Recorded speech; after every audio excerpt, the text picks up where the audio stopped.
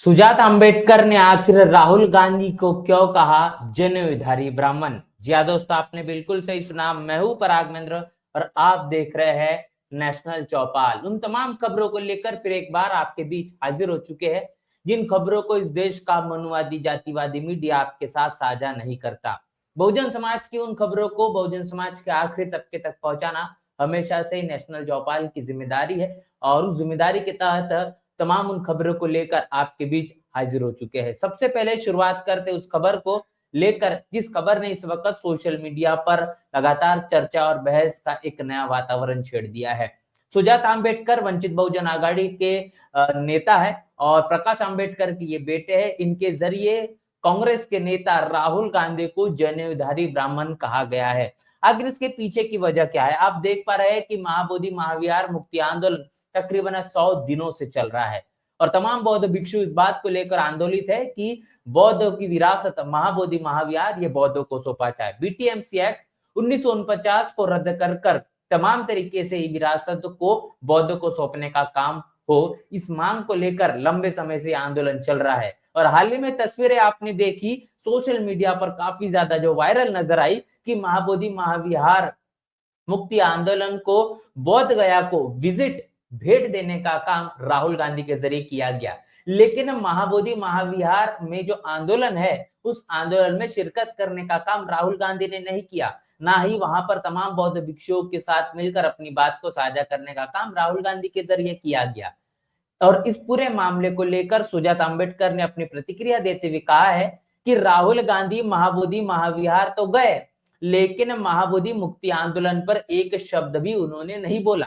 क्या राहुल गांधी एक जनेऊधारी ब्राह्मण होने के नाते ब्राह्मणवादी नियंत्रण से महाबोधि महाविहार को मुक्त कराने की बौद्धों की मांग पर चुप्पी साधे हुए है? सवाल खड़ा किया गया है, क्योंकि कांग्रेस के तमाम नेताओं ने, विधायकों और सांसदों ने लोकसभा और विधानसभा में महाबोधि महाविहार मुक्ति आंदोलन का मुद्दा उठाया, लेकिन दूसरी तरफ राहुल गांधी के जरिए इस मसले पर एक शब्द अब तक कहा नहीं गया है। बोध गया जाया जाता है, लेकिन इस पर अभी भी राहुल गांधी की चुप्पी बरकरार है। ये पहली प्रतिक्रिया है सुजाता अंबेडकर की, जिन्होंने बताया है कि राहुल गांधी एक जनेऊधारी ब्राह्मण होने के नाते जो ब्राह्मणवादी नियंत्रण है, ये नियंत्रण इस महाबोधि महाविहार मुक्ति आंदोलन को लेकर अपनी बात को साझा करने के लिए कहने की उन्हें रोकता है और इसीलिए उनकी चुप्पी बरकरार है। इसके साथ साथ बड़ी खबर निकल कर आ रही है जो बहुजन समाज पार्टी के पाले से है और आजा समाज पार्टी को एक बड़ा धक्कादायक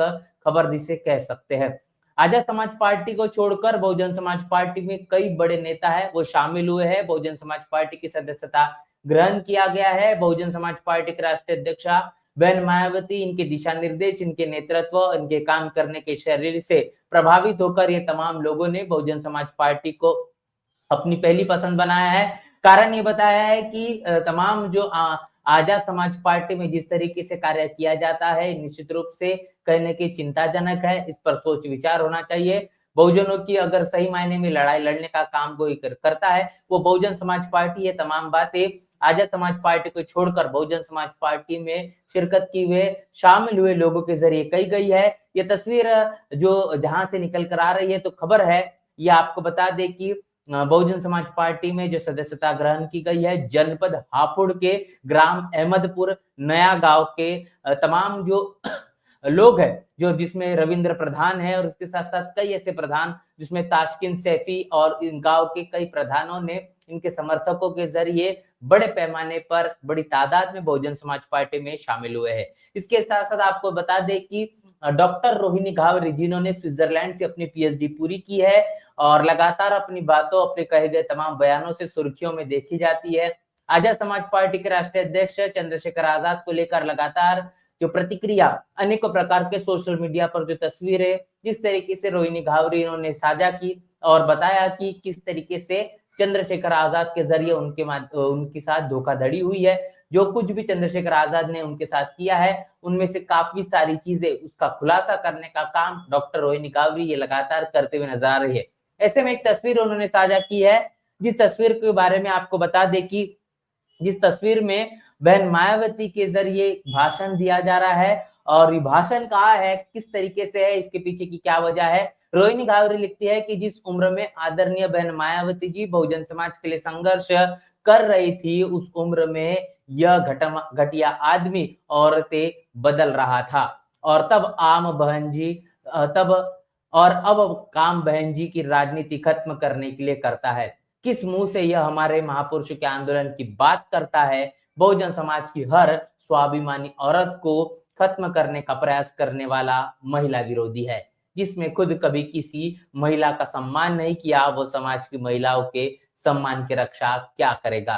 फिर एक बार चंद्रशेखर आजाद को सवालों के कटघरे में खड़ा करने का काम डॉक्टर रोहिणी घावरे इनके जरिए किया गया है। तस्वीर साझा करते हुए छुटमलपुर की है, जो कि चंद्रशेखर आजाद इनका गांव है और जहां पर बहन मायावती के जरिए उन समय में जो भाषण दिया गया, जब चंद्रशेखर आजाद की उम्र भी कहीं न कहीं इस मुताबिक नहीं हुई थी कि वो कहीं न कहीं अपने तौर तरीके को, या फिर ये कहेंगे कि जिस तरीके से जो समझ वाली जो उम्र होती है, वो उस उम्र में भी नहीं होंगे। उस दौरान बहन मायावती की ये तस्वीर है और जिस तरीके से यहाँ पर फिर एक बार सवाल खड़े करते हुए कहा गया है कि बहन मायावती ने अपने इतिहास में जिस तरीके से अपने उस उम्र में इस मिशन मूवमेंट को चलाया था, जिस उम्र में आज उन पर अनेकों प्रकार के सवाल खड़े करने वाले लोग उन पर तमाम तरीके के और उनकी पार्टी को खत्म करने की जो चर्चा बातचीत करते हैं, आज वो लोगों का जो अस्तित्व है वो दूर दूर तक उस समय में नहीं था।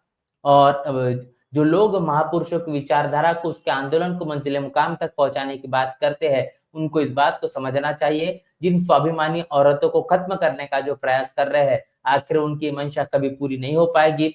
जो लोग महिलाओं को सम्मान नहीं दिला सकते, आखिर वो लोग ही महिलाओं को रक्षा देने की बात करते हैं। तो सीधा फिर एक बार चंद्रशेखर आजाद को लेकर बड़ी प्रतिक्रिया और बहन मायावती के समर्थन में बयान डॉक्टर रोहिणी घावरे का आप देख सकते हैं। इसके साथ साथ इस वक्त सोशल मीडिया पर viral video Donald Trump, America के राष्ट्रपति इनका है। डोनाल्ड ट्रंप, इनका ये कहना है कि 12वीं बार ट्रंप ने ये बात कही है।